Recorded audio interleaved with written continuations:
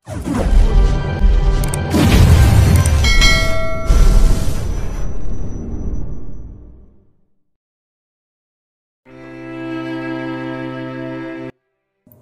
waiting shed na si Kimberly at nag-aabang ng jeep. Ipinasa niya ang resignation letter at kinuha lang ilang gamit. Uuwi siya sa kanila.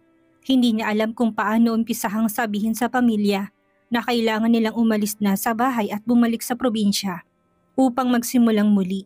Bahala na. Sasabihin niya ang totoo. Hindi naman siguro siya itatakwil ng mga ito. Humahangos si Matias at hinihingal to na makalapit sa kanya. Miss Kimberly, hindi tinanggap ni Sir Luis ang resignation mo. Gusto kanyang makausap. Wala nang dapat pag-usapan. Hindi na ako makakapagtrabaho dahil sa personal na dahilan. Miss Kimberly, kung may nasabi man si Sir Luis, huwag mong masyadong dibdibin. Ganun lang talaga siya kapag galit. Halos lahat ng lumalabas sa bibig niya hindi totoo. Sinasaktan ka niya dahil nasasaktan siya. Habaan mo pang pasensya kay Sir Luis. Napaisip siya sa sinabi ng sekretarya. Hurt people. Sa pananakit nito sa iba, pinoproteksyon na ng sarili. Kaya niyang unawain si Luis. Pero ayaw niyang palagpasin ang pagkakataon na makawala na sa pamilya Moya. Matias, ayoko na makipag-usap pa sa boss mo. Nakipaghiwalay na siya. Malamang bumalik ng babaeng hinahanap niya. Miss Kimberly, imposibleng sinasabi mo. Dahil ang babaeng Yes, Matias. Bumalik ng babaeng hinihintay ko at papakasalan. Sabi ni Luis mula sa kanyang likuran. Ganun naman pala, bakit ayaw mong tanggapin ang resignation letter ko? Ang sabi mo, ayaw mong bigyan ng dahilan ng maswerteng babaeng tumanggi sa kasal na iaalok mo. Hangad kong kaligayahan mo. Best wishes. Hindi nito pinansin ang sinabi niya. Dapat alam mong ibukod ang personal na buhay sa trabaho. Bakit ka magre-resign dahil naghiwalay tayo bilang mag-asawa? Wala kang makikitang pagkakataon na kagaya ng ibinibigay sa'yo ni Lola Marta. Pinara niya ang jeep na padating. Hinila siya ni Luis. Babalik ka sa kumpanya, hindi ka aalis. May isang proyekto ka lang na gagawin sa loob ng 1 buwan. Pagkatapos ng 1 buwan, pwede ka na mag-resign. Bibigyan kita ng 10 milyon. Bumusina na ang jeep. Gusto niyang tanggihan ang alok nito, pero mas mainam na lumayo na siya sa ama ng kanyang anak. Ito na ang pinakamagandang pagkakataon upang kumalas sa kasal nila. Humakbang na siya paakyat sa jeep. 20 milyon. Ibinaba niya ang kanyang paa sa jeep, malaking halaga ang 20 milyon. Kung 1 buwan lang naman, hindi pa malaki ang kanyang tiyan. At magagamit niya ang pera para sa isisilang na anak, pati ng pag-aaral nito sa magandang paaralan sa hinaharap. Anong proyekto ba yan? Advertisement ng baby diaper, 25 milyon. Tatanggapin kong alok mo pero gagawa ko ng kasulatan at down payment ang 15 milyon bago ko magsimula sa proyektong sinasabi mo. Okay, 25 milyon. Nakikita niyang ngiting tagumpay sa mukha ni Luis. Ano kayong binabalak nito sa kanya? Baka pahirapan siya. Anyway, gagawin niyang lahat para masecure ang future ng kanyang anak. Bumalik siya sa opisina, nagulat pang sekretary niya. Miss Kimberly, babalik ka na? 1 buwan pa ako mananatili dito. May gagawin daw akong project, sabi ni Luis. Yumakap sa kanya si Aliyah. Buti at na-extend ka pa, Miss Kimberly. Oo nga, pakikuha ang details kay Luis ng project na magsimulan na. Agad na tumalim ang secretary, ngunit bumalik. Miss Kimberly, ikaw daw pang kumuha na kailangan mo. Tumayo siya at dinala na din ang agreement na ginawa niya. Heto ang agreement, basahin at pirmahan mo. Tapos ay ipadala mong 15 million sa account ko, now na. Sigurista ka talaga, anong gagawin mo sa pera? Huwag kang mag-alala at gagamitin ko sa tamang perang ibibigay mo. Magta-travel ba kayo around the world ng kabit mo? Luis, nababaliw ka na yata. Bumalik ako dito hindi para ma-stress sa'yo. Akin ang detalye ng project at nang masimula na. Pati annulment papers, ayusin mo na nang mapirmahan ko na at maumpisahan ng proseso. Bakit para excited ka makipaghiwalay sa akin? Wala man lang ako makitang bakas ng panghihinayang na nawala ako sa buhay mo. Umikot ang mata niya. Luis, ikaw may gustong makipaghiwalay at pinalayas mo ko. Huwag na nating pag-usapan pa. Akin ang details ng project. Dumating si Melissa, todo forma to. Maganda at sexy, bagay ang dalawa, perfect match. Akala ba niya bumalik ng babaeng minamahal ni Luis? So, si Melissa pala ang babaeng tinutukoy nito. Agad lumapit si Luis at tinalikan nito sa labi ang babae. Hindi dampi kundi lips to lips talaga. Masakit sa pusong eksena. Humapdi ang mata niya. Umasim ang kanyang muka. Akmang tatayo na siya. Wait, diyan ka lang. Babasahin ko pang mga pinapirmahan mo sa akin. Awat ni Luis. Mamaya na lang, may importante kang bisita. Aniya at tumalikod na. Lumakas ang loob ni Melissa at nakita niyang hinarang nitong isang paa sa kanyang dadaanan. Hindi niya kagad napansin kaya nawalan siya ng panimbang. Muntik na siyang masubsob sa semento. Papalagpasin na lamang niyang ginawa ni Melissa. Kung mahal ito ni Luis, mas magagalit ito sa kanya kung aawayin niyang babae. Iiwasan na niyang makipagtalo sa dating asawa. Kailangan matapos niya kagad ang project para makaalis na. Paglabas ni Kimberly ay sinita ni Luis si Melissa. Bakit mo pinatid si Kimberly? Nakita kong ginawa mo. Hindi ko sinasadya. Umaacting lang ang babaeng yon. Hindi ko gustong ginawa mo at kapag inulit mo pang saktan o sabihan na hindi magandang asawa ko, malilintikan ka sa akin. Anong kailangan mo? Asik ng binata. Luis, I still love you. Magbalikan na tayo. Hiwalayan mo ng asawa mo. Nawala ng kibo si Luis. Gusto nga ba niyang makipaghiwalay kay Kimberly? Hindi, ang gusto niya makaganti sa babaeng taksil at gusto niyang mapaibig ito sa kaiiwan. May 30 days siya para paibigin ito at saktan. Alam niya hindi niya ito masasaktan kung walang pagtingin sa kanya. Ligawan at susuyuin niya si Kimberly. Ngunit paano nga ba manligaw? Hindi pa siya nanliligaw ng kahit sinong babae. Matias, umorder ka nga ng 100 pieces of red roses para kay Kimberly. Ngayon na, aniya sa intercom. Alam ko na, pinapasakitan mo ko at pinagseselos. Mahal mo pa rin ako, tama ba? Malambing na sabi ng babae. Nasa harapan pa pala niya si Melissa. Melissa, anong magandang regalo sa babae? Ako bang reregaluhan mo? Bags at shoes. Matias, bukas naman umorder ka ng bags and shoes for Kimberly. Muling sabi nito sa kabilang linya, lumapit si Melissa. Honey, stop making me jealous. I know mahal mo pa rin ako. Anong kailangan mo? I'm busy. Luis, magbalikan na tayo. Mahal pa naman natin ang isa't isa. Ramdam ko kanina sa init ng halik mo. Yumakap ito sa kanya. Bakit ayaw na niya ng yakap ng ibang babae? Bakit yakap at halik ni Kimberly ang gusto niya? Melissa, I'm sorry. Matagal na tayong tapos.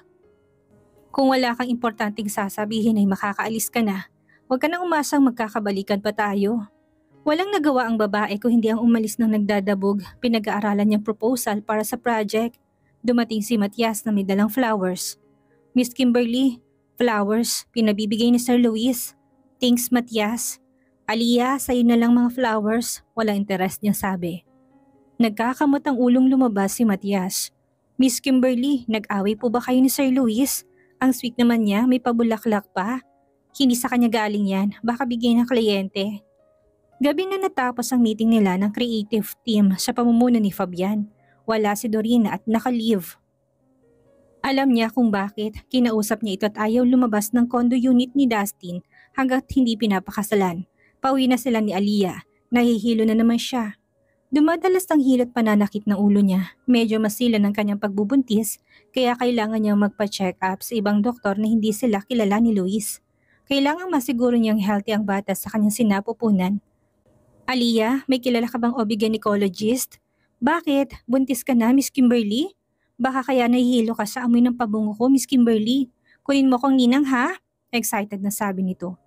Gusto na niyang sabihin sa sekretary ang kanyang kalagayan, ngunit walang dapat makaalam na buntis siya. Hindi, nagpaplano pa lang. Napag-uusapan pa lang namin. Pagsisinungaling niya sa kausap. Madaldalit at baka kumalat kapag sinabi niya. For sure magandang lahi niyang dalawa ni Sir Luis. Teka, hanapin kong contact number ng kakilala kong OB. Halos mabitawan itong makapal na bukos ng rosas na ibinigay niya dito na galing sa kliyente ni Luis. May umakbay sa kanya, napakabigat ng braso nito at halos bumaon ng daliri sa kanyang balat. Subukan mo lang magpabuntis sa iba, bulong ni Luis. Tumayo ang balahibo niya sa katawan sa tono ng pananalita nito. At bakit naman siya magpapabuntis sa iba? Hindi siya nakakibo. Nangako siya sa sariling hindi na makikipagtalo. Gusto niyang matapos ang isang buwan ng matiwasay. Wala din naman siyang mapapalang awayin ito. Kumain muna tayo bago umuwi, yaya ni Luis. Busog pa ako, sa bahay na lang ako kakain. Kakain tayo sa labas. May pag-uusapan tayo at gusto kitang makasama. Hindi niya nadinig ang huling sinabi nito. May ambulansyang dumaan, sumunod na lamang siya at baka makahalata ang kanyang sekretarya na nag-aaway sila. Binuksan itong pinto ng sasakyan para sa kanya. Naiwan si Aliyah na nakatingin sa kanilang dalawang kumakaway pa. Wait, ang bulaklak, nakalimutan mong kunin sa sekretary mo. Anito nang maupo sa tabi niya. Hindi, ibinigay ko na talaga sa kanya. Bigay sa'yo tapos pinamigay mo? May bakas ng iritasyon sa boses nito. Oo, bakit? Anong masama? Nagustuhan niya kaya binigay ko na lang. Nawala ng kibong binata. Makalipas ang ilang minuto ay nagsalita ito. Saan mo gustong kumain? Kahit saan, sa malapit lang para makauwi tayo kagad. Napansin niyang madali siyang mapagod nitong mga nakaraang araw. Dala marahil ng pagbubuntis niya, dumating sila sa mamahaling restaurant. Umorder ito ng pagkain na ginaya na lang niya dahil hindi niya naintindihan ang pangalan ng mga pagkain sa menu. Anong pag-uusapan natin, Aniya? Wala naman, kakamustahin lang kita. Tumaas ang isang sulok na kanyang labi. Gusto mo akong kamustahin? Halos nagkita tayo buong araw. Anong gusto mo sabihin ko? Eto, okay naman, kakahiwalay lang sa asawa. Ikaw, kamusta? Sarkastikong sabi niya. Nakita niya nag-apoy ang mga mata nito. Hihingi sana siya ng sorry sa sinabi ngunit dumating ng pagkain. Kumain ka ng marami. Napansin kong pumapayat ka. Tahimik siyang kumakain. Nilalagyan nito ng pagkain ng kanyang plato at panay din ng sali ng mango juice sa kanyang baso. Anong nangyayari sa lalaking ito? Bakit bigla itong naging sweet? Ihahatid na kita, sabi nito nang matapos ang kanilang dinner. Muli siyang sumakay sa kotse nito. Hinimas niya ang ulo. Gusto na niyang umuwi at magpahinga, kaso'y napaka-traffic. Mukhang inip na inip ka. Namimiss mo na ba si Dustin? Untag nito sa pananahimik niya. Nagring ang kanyang telepono na hindi niya sinagot. Parang hinahalo kayang sikmura niya, nasusuka siya. Luis, ibaba mo ko. No, sa mansyon ka uuwi. Matigas na sabi ng binata. Nalilisik na naman ang mga mata nito. Itigil mo sasakyan, sigaw niya. Tsak niya magagalit ito kapag sumuka siya sa loob ng kotse. Madilim ang mukha ni Luis na lingunin siya. Habang palabas siya ng sasakyan nito, napatakbo siya sa pinakamalapit na restaurant. Mabuti ay umabot pa ang pagsusukan niya sa banyo. Halos na ilabas niya lahat ng kinain kanina sa restaurant. Nanlalata siyang napakapit sa lababo. Sinagot niya ang tawag ni Dorina. Nag-aalala siya na baka saktan itong sarili kapag walang makausap. Umuwi siya't nadatnan ni si Dorina na namamagang mata sa pag-iyak. Nakaupo ito sa kama. Hindi pa bumabalik si Dustin sa kondo mula nang huli niyang makausap. Dorina, kamusta ka na? Napayuko ang babae. Aalis na ako dito bukas. Uuwi na ako sa amin. Hindi ko lang alam kung tatanggapin ako ng daddy ko dahil sa nagawa ko na namang pagkakamali. Sinabunutan at sinampal nitong sarili. Inawat niya to. Nakadama siya ng habag sa dalaga. Dorina, magsabi ka sa daddy mo. Tsak na maunawaan ka niya. Walang magulang hindi nagmamahal sa kanyang anak. Hindi mo kilalang daddy ko. Magagalit yun. Isa akong malaking disappointment sa kanya. Nag-iisa akong anak na babae pero wala akong silbi. Makukumpara na naman ako sa kuya kong napakagaling. Lumuluhan nitong sambit. Saka ilang araw na ako hindi umuuwi. Alam na nilang nakipagtanan ako. Actually, naghahanap na lang siya ng lalaking magpapakasal sa akin para umalis na ako sa pamilya namin. Kaso ayaw ni Dustin sa akin. Mabuting tao si Dustin. Hayaan mo muna siyang makapag-isip. Sa huli gagawin din niyang tama. Ikaw pa din ang gusto niya. Hindi ko na lang siguro siya pipiliting pakasalan ako kung sakaling ayaw kanyang panagutan. Ipinapayo kong huwag mo siyang pilitin. Parehas lang kayo masasaktan sa relasyong walang pagmamahal. Salamat sa pagdamay mo sa akin. Hindi ko makakalimutan na nandyan ka para sa akin sa mga panahong pakiramdam ko'y nag-iisa ako. Walang may gusto sa akin kahit pa maganda at mayaman ako. Mabait naman ako, hindi ko alam kung anong kulang sa akin. Sa trabaho palagi akong palpak. Buti nga pinagkatiwalaan ako ni Luis. Hinagod niya ang likod ng dalaga. Walang kulang sa'yo, higit ka pa sa sapat. Mahalin mo sarili mo at kusang lalapit sa iyong tamang tao. Sila ang nawalan at hindi ikaw. Lalong humagulhol ang dalaga nang madinig ang sinabi niya. Madaling sabihin pero mahirap gawin. Kagaya niya, higit pa sa pera ang dahilan kung bakit pinili niya manatili sa Unicorn Marketing Agency. Ayaw man niyang aminin at tinanggap niya ang alok ni Luis para makasama pa niyang binata. Pagdating niya sa opisina ay may dalawang malaking paper bags na sikat na luxury brand sa ibabaw ng kanyang mesa. Excited si Aliyah. Miss Kimberly, pinapabigay ni Sir Luis. Baka galing sa client. Kunin mo isa, tikisa tayo. Mamili ka na. Miss Kimberly, sigurado ka ba? Alam mo bang 100,000 ang halaga nito? Oo, kunin mong isa. Miss Kimberly, sapatos at bag ito. Okay lang po ba kung bag ang kunin ko? Tumango lamang siya at nagumpisa na magtrabaho. Tuwang-tuwa ang babae, nakasilip sa labas si Matias. Iinit na naman ang ulo ng boss kapag nalamang pinamigay nitong isa sa niregalo nito. Bumalik siya sa opisina ni Luis. O anong sabi? Nagustuhan bang regalo ko? Opo, mukhang nagustuhan naman po ni Miss Kimberly. Matias, ano pa bang ginagawa para manuyin ng babae? Boss, ibig sabihin ay in love na po kayo kay Miss Kimberly? Saglit siya natigilan sa tanong ng sekretary niya. Of course not. Gusto ko siyang paibigin saka ko siya tuluyang hihiwalayan. Kumunot ang noon ng kaharap. I will make her fall in love with me. Tapos tuluyan na kami maghihiwalay para masaktan siya. Boss, bakit po? Anong bakit? Gagantihan ko siya sa pagtataksil niya sa akin. Pinagtaksilan po kayo ni Miss Kimberly?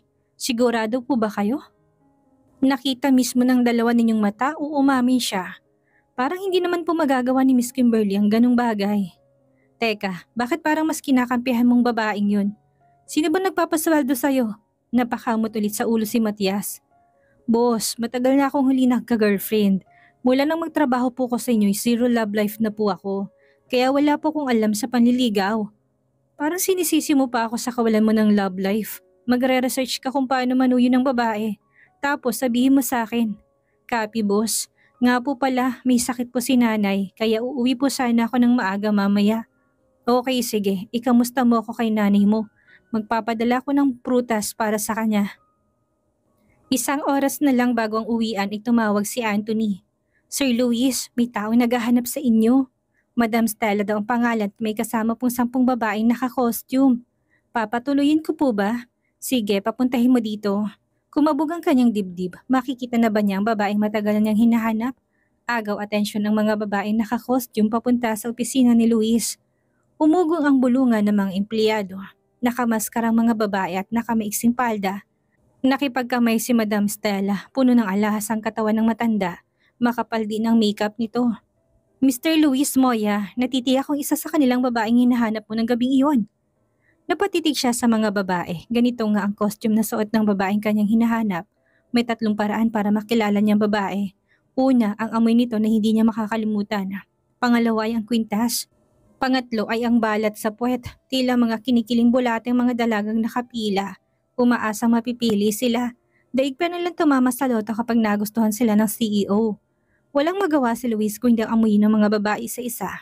Girls, kailangan ko lang kayong amuyin. Hindi ko kayo hahawakan. Aamuyin ko lang. Babala niya at baka makasuhan siya ng pamamantala. Nilapitan at inamoy niyang 10 kababaihan, ngunit pigo siyang mahanap ang amoy na kanyang kinababaliwan. Madam Stella, may iba pa bang babaeng hindi kasama dito nagpunta sa party ng araw na yon? May 3 pa. Huwag kang mag-alala dahil dinala ko na din ang mga larawan nila. Hindi ko pa sila makontak, pero pinapahanap ko na sila. Inabot ni Madam Stella ang isang folder, binuklat niya ito.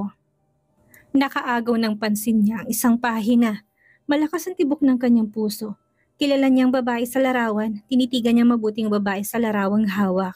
Suot nitong kwintas na kanyang iniingatan at naiwan ito sa kama ng gabing may nangyari sa kanila. Si Bing, ang kaibigan ni Kimberly. Kaya pala pareho ng amoy ang dalawa dahil magkaibigan ay magkapareha sila ng pabango. Ilang beses na niyang nakitang babae sa bahay nila ni Kimberly.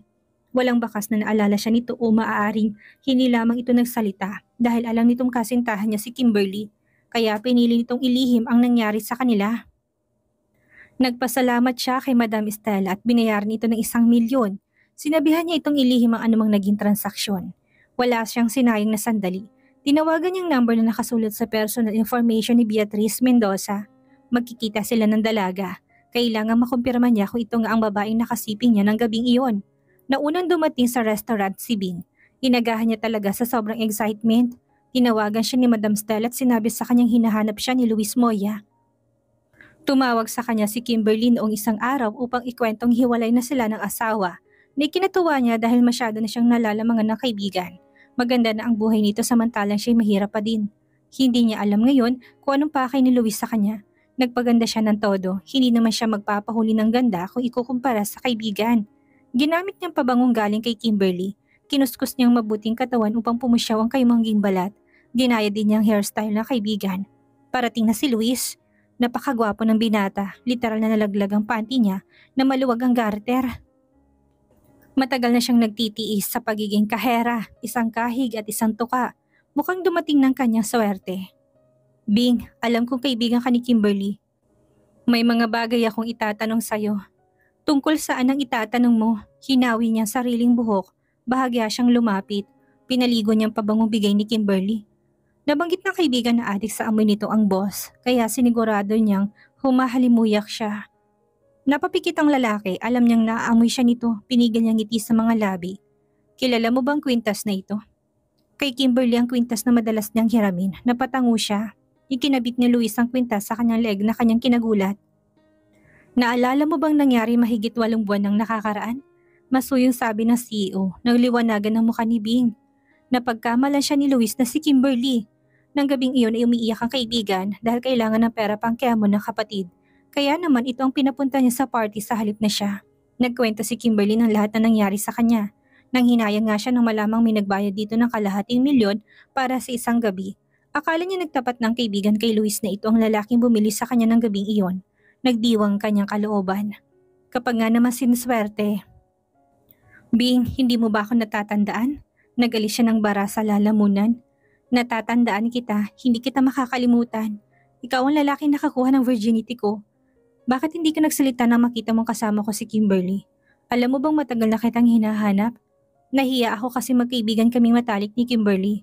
Kaya nagdesisyon akong ibaon sa limot na ikaw ang lalaking nakauna sa akin. Medyo nilamatan niya ang boses sa tipong iiyak. Kailangan gamitan niya ng acting ang lalaki. Hindi na niya pakakawalan ng pagkakataong mapalitan si Kimberly sa buhay nito. Handa akong panagutan ng nangyari ng gabing iyon. Hindi na kailangan, kasal na kay ni Kimberly. At isa pa'y nagbayad ka ng kalahating milyon ng gabing iyon upang maangkin mo ko. Hayaan na lang natin sa ating alaalang naganap. Sumisinghot niyang sabi. Mabuti na lamang at dahil sa inggit ay naalala niyang lahat ang detalye ng kwento ni Kimberly sa kanya. Hindi pa ba niya nasasabi na maghihiwalay na kami? Ipinapaayos ko ng proseso ng annulment upang maging legal ang aming paghihiwalay. Kaya huwag ka mag-alala. Muntik na siyang humiyaw sa tuwa. Magiging Mrs. Beatrice Bing Moya na siya. Bakit kayo maghihiwalay? Anong naging problema? Ayaw ko magkagalit kami dahil sa nangyari ng gabing iyon. Puno ng concern ng kanyang tinig. May mahal siyang iba. Kilala mo naman si Dustin. Ah, oo. Mahal na mahal nilang isa't isa. Kasal na lang ang kulang sa kanila noon. Nag-live-in na nga sila sa dorm ni Dustin. Pagsisinungaling niya upang gatungan na nakita niyang galit sa mata ng binata nang mabanggit ang pangalan ni Dustin. Masaya ako na hinanap mo pala ako. Ang buong akala ko'y baliwala sa iyong gabing iyon. Hinawakan niyang kamay ng binata nang mapansing tahimik ito. Walang gabing hindi kita iniisip, wala nang angkinin kita. Puno na sinseridad na sabi ng lalaki. Ako man, wala akong naging ibang karelasyon. Iniisip din kita palagi. Natakot lang akong lumapit dahil baka isipin mong pera lang habol ko sa'yo. Hindi kailanman pumasok sa isip ko mag-isip ng masama sa'yo. Iniligtas mong buhay ko ng araw na yon. Nakaranas ako ng matinding depression pero na makilala kita. Gusto ko nang mabuhay kasama ka. Hinawakan din ng binatang kamay niya. Pumapalakpak ang kanyang tenga. Kailangan niyang madispatcha ang unang boyfriend na sinagot niya last week. Naghahanap siya ng mayaman kaya hindi niya pinapatulan ng mga naliligaw sa kanyang dukadin. Ang boyfriend niya ngayon ay manager niya sa landing company pinapasukan. Nang tinawagan siya ni Kimberly, nagsabi itong plano nitong tumira sa probinsya at magsimula doon ng bagong buhay. Kailangan makaalis na si Kimberly upang wala na magsabi ng katotohanan at siya nang papalit dito. Luis, wag na muna nating sabihin kay Kimberly tungkol sa atin.